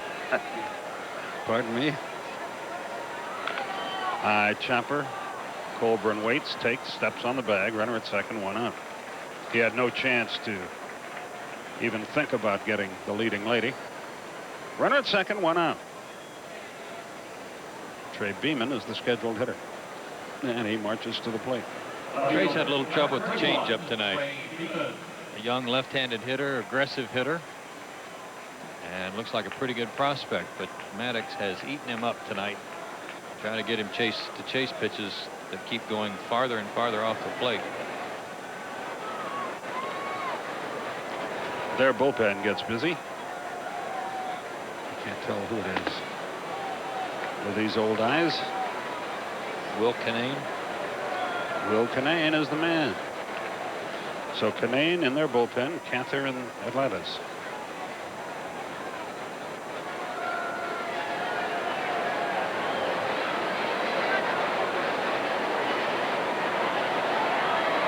One ball, no strikes. Over the outside corner, it's 1-1. Well, Elvis was here. We had a wedding. Braves are winning 9-0. Proving you can't be fun at the old ballpark. Kind of a ceremonious game. Yes, it has been. High pop foul back and out of play. The only thing that sort of cast a pall on it was when the newly married couple were leaving, going through that tunnel out in right center, and all those divorce lawyers were throwing business cards down on the field. I always hate to see that. I think that was the third place finisher in the Elvis contest too. Yeah. Although that was his own hair. Ground ball to first. Colburn gets another chance, and again he'll take it himself. Runner to third, 2 out.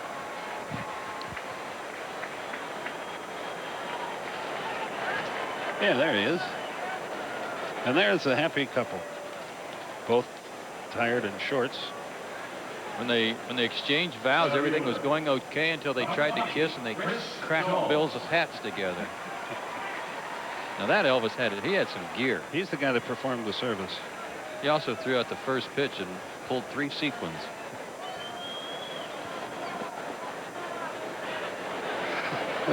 Chris Jones is the batter. He hits for the first time in the game. Pitch is downstairs, 1 ball, no strikes. The happy couple till just a few minutes ago were drinking champagne in the booth right next to our radio booth. I don't know if they're still there or not.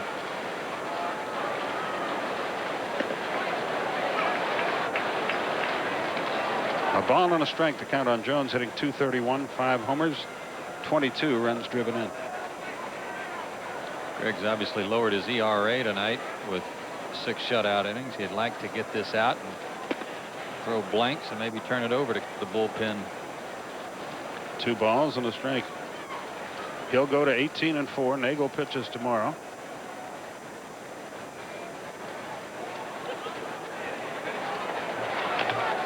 Swinging bunt on the third base line. Luckily goes foul. They had no chance of throwing him out. Count evens at 2-2. Maddux's ERA right now, Phil.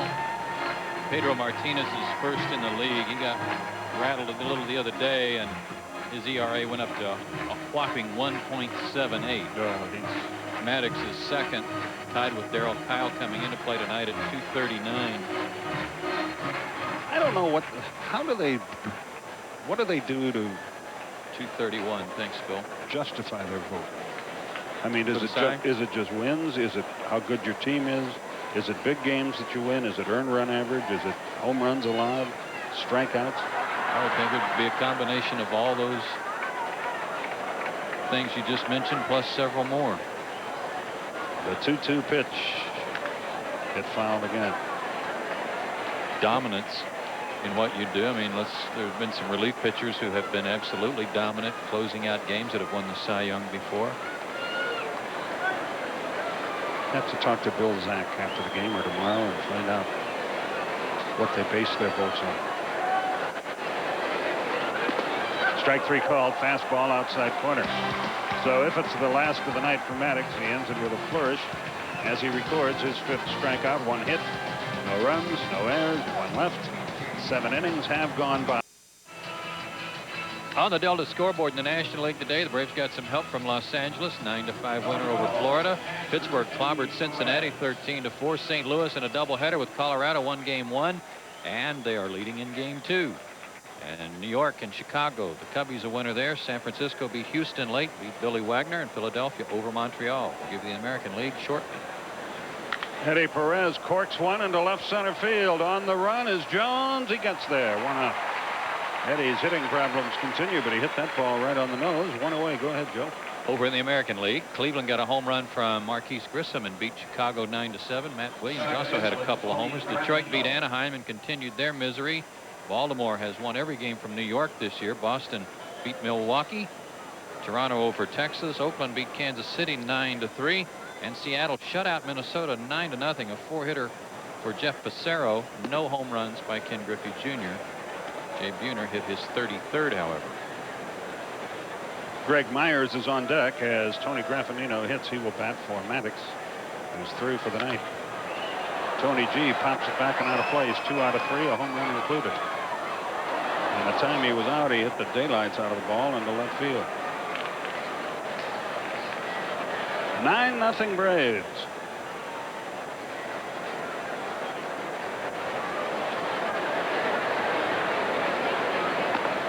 There's a fastball right by him.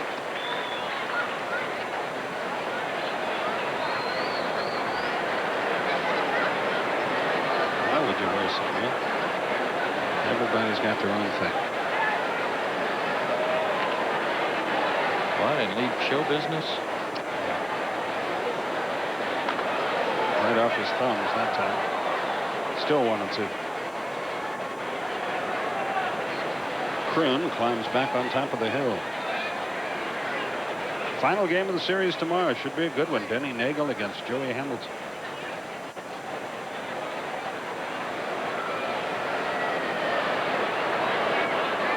The 1-2 pitch. Here it is. Fouled away again. Count stays the same. Kroon's got that high leg kick, and it looks like he comes back down to the ground with it before he goes to the plate. He gives it a little route and then action. Yeah, that's what it looks like.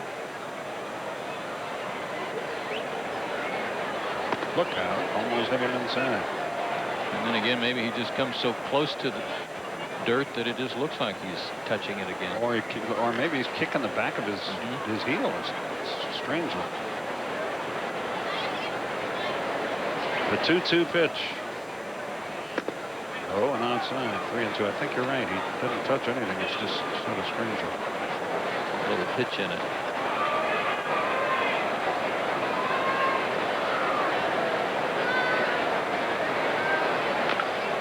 A little topper fouled on the first baseline. Pat Corrales over, left hands it, and flips it into the seats. Nice ball, Pat.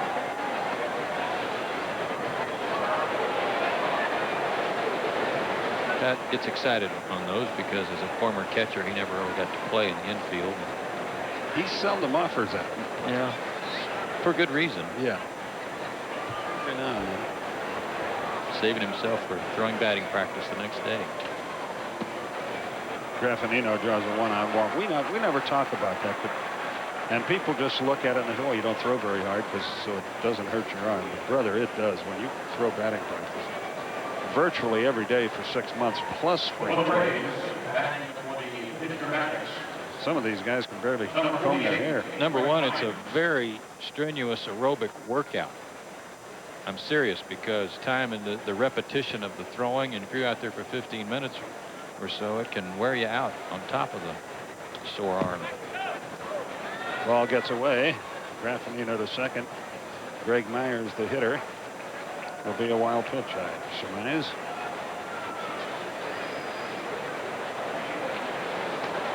Myers batted last night against Ashby late in the game in the 8th inning, and the first swing he took was a bullet. He pulled foul over by the tarp along the first base line. He's always been a pretty good hitter. He hits that ball hard, but it's playable. Jones has it. 2 down. So Myers is retired, and Maddux is officially out of the game. And Michael Tucker will be the batter. Maddux went 7 innings, 4 hits, 5 strikeouts. Everything else zeros. Michael Tucker stands in. Right fielder, Michael Tucker.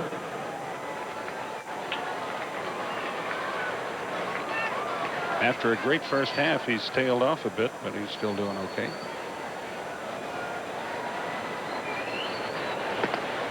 Out in front on that one, 0-1. Mike Cather will come on to pitch the 8th inning for Atlanta.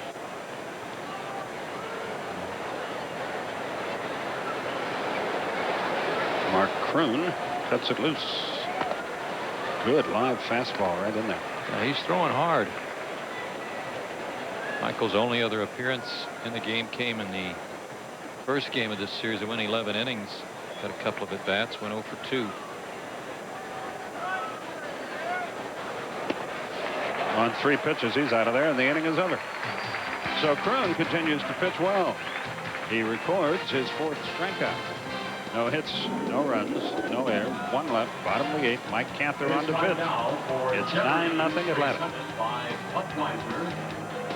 Valley of the Sun. You think Lonnie Dale's already hit a couple of outlet malls while he's been there this weekend? I'm sure that he has. And he's probably figured out a way to get Pat Hayden to pick up the check. Yeah, probably. Derek Lee is going to hit for Kroon here. Lee hit .321 down in Las Vegas. And he's a big part of the Padres' future. Whether it's at first base or not, I don't know. They've already got a terrific one in Joyner. Mike Cather's first pitch is strike. And the bottom of the 8th is underway. Same 2 teams tomorrow. We'll have it for you at 4:05 Eastern. Nagel and Hamilton. Good breaking ball, 0-2. Lee, the son of Leon Lee, a former big leaguer, nephew of Leron Lee, former big leaguer. Sure, he gets a lot of batting help.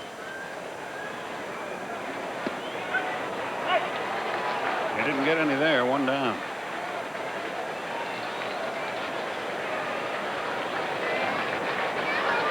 So the first one is gone. Here's Mandy Romero, the catcher, who struck out on his only trip to the plate. Romero's an interesting guy. His first few years, he didn't hit anything. 224, 217, 216, 228, 130. Fly ball right field. That'll be easy. Tucker is there. 2 out. But then all of a sudden in 1995 at Wichita, he hit .302. Then he went to Memphis, hit .269. This year he started at Mobile, hit .320, moved to Las Vegas, hit .304, and here he is in the major leagues. He started with the Pirates organization, then with Kansas City, and now the Padres. 2 out. And a swing and a miss by the young shortstop Valandia, Jorge Valandia.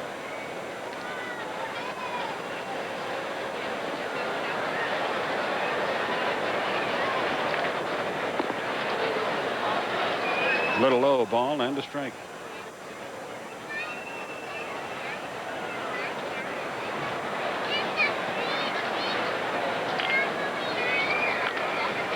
Little chopper, chipper, good play, got him. And the inning is very quickly and easily over. 1, 2, 3, nothing doing. 8 innings have gone by, and the Braves are cruising along 9-0.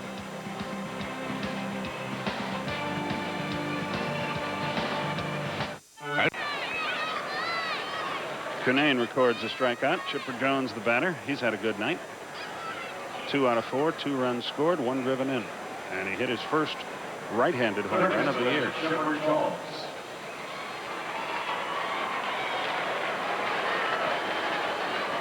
I think that's Kerry Lichtenberg in our bullpen. I can't be sure. It is. A strike to Chipper over the outside corner.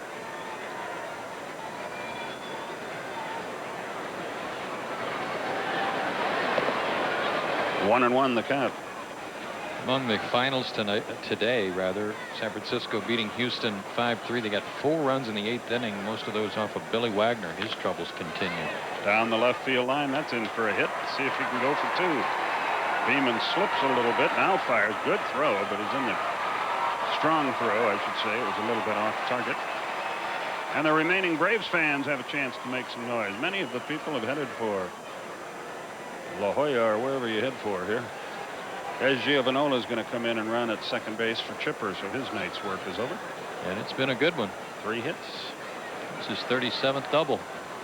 Greg Colburn bats for the first time. At second base for Atlanta, running for Jones, number 11, Ed Giovanola. Curt Schilling won his 15th game today. You know, he's a little bit in that hunt, too, for the Cy Young Award. I don't think he'll get that many votes.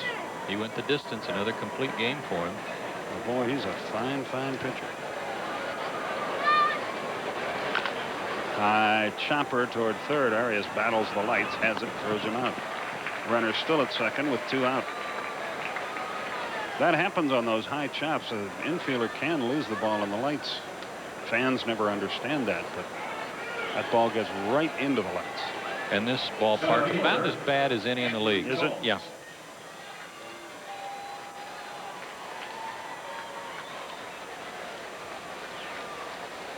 Something about the way they're positioned, or just the fact that they're not all that high. And there's so many of them. Yeah, it's a bright stadium. 0-1 the count. It sure isn't as pretty as it was before they added all these seats. It's a shame.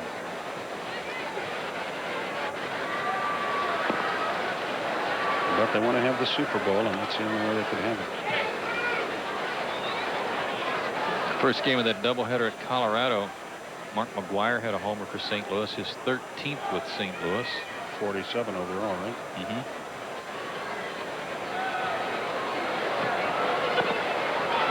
And because I think of all the Griffey talk, and Mark McGwire for that matter, kind of forget about Larry Walker, who hit his 42nd today.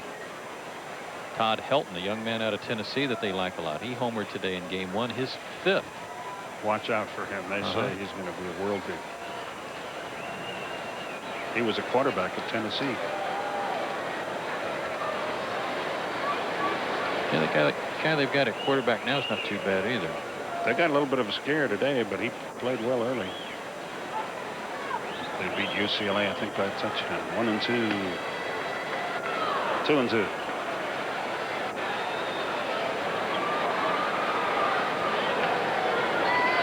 Andrew with a 2-run double and a solo homer. A productive night for him as well. Giovanola leads away, and Andrew fouls it off. And the count stays 2 balls, 2 strikes. Well, we've got an official clearance from our high command. If you promise to patronize our sponsors, you are now officially cleared to walk your cane. But then come back and watch whatever's on after the game. What's on after the game, Truck?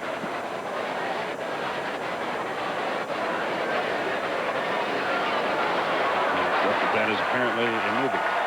James Belushi. Yeah. He's a nice fella. I interviewed him once at an NBA game in Chicago. He's a good actor, too. Yeah. Funny guy. 2-2 pitch. It's called a strike. And the inning is over.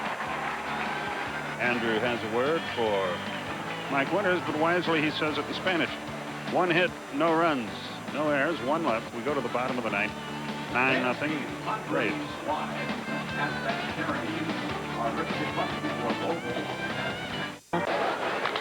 High drive into left field. Back goes Bautista. He's at the wall. He leaps. And it's gone. Shipley greets Leitenberg with a homer, and it's 9-1.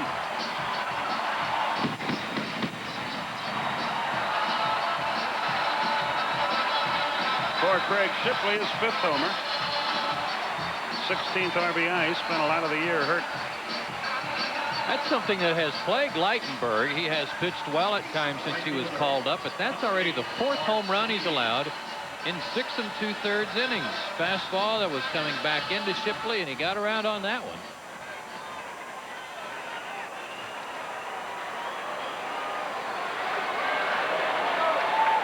Mark Sweeney is the batter. Check swing strike. It's 0-1. Odd thing about this ballpark is that the ball that Fred McGriff hit off the auxiliary scoreboard in right field was in play, turned into a single.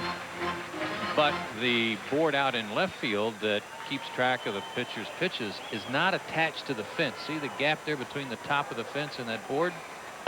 So if you hit that, it's a home run. And that's why you can still see that line of separation between the two. Sort of like church and state. Something like that. 0-2 the count. Into the dirt. Eddie blocks it. A ball and 2 strikes. Dan Reagan, our director tonight, coordinating producer of Braves baseball. Glenn Diamond is producing the game.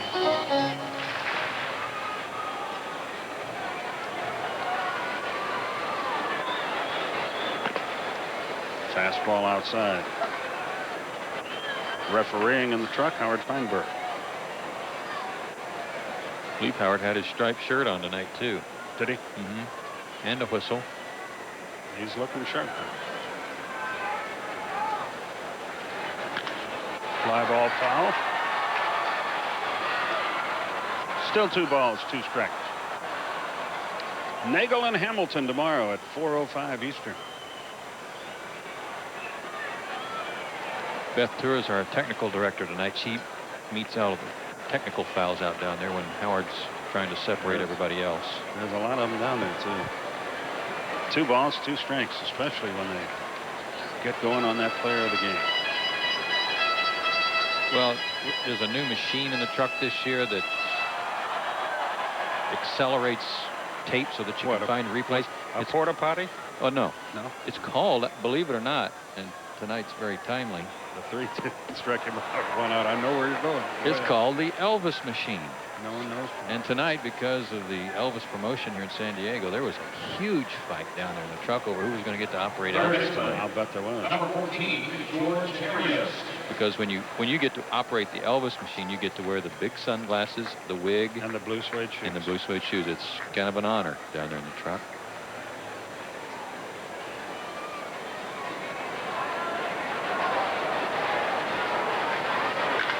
Well hit the center field.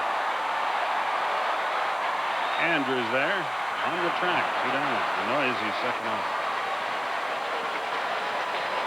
Danny would be a good Elvis impersonator, wouldn't he? And he's got sort of sideburns and wavy hair. Yeah.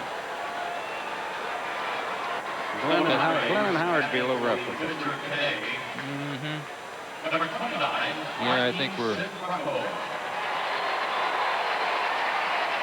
There's the bride and groom. That looks like they're fighting already. How would you feel if you went to kiss Paula and she poked you with the bill of her cap every time? It's been known to happen, buddy. The pitch swung and missed. It's 0-1. Were they arguing? Oh, no. Let's have another drink and think about it. It's always been my philosophy, too. Whoa, Whoop. easy. Whoa.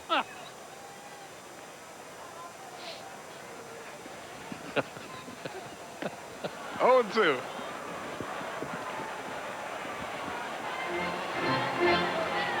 I don't know how long this one's going to last. Now they've patched everything up. 0-2 the count. I know, but I'm not leaving until the last out is made.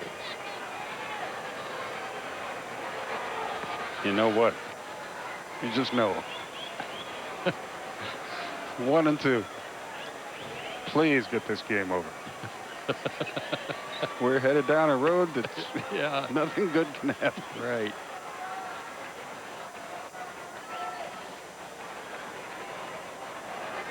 The 1-2 pitch. A little bit high, 2-2.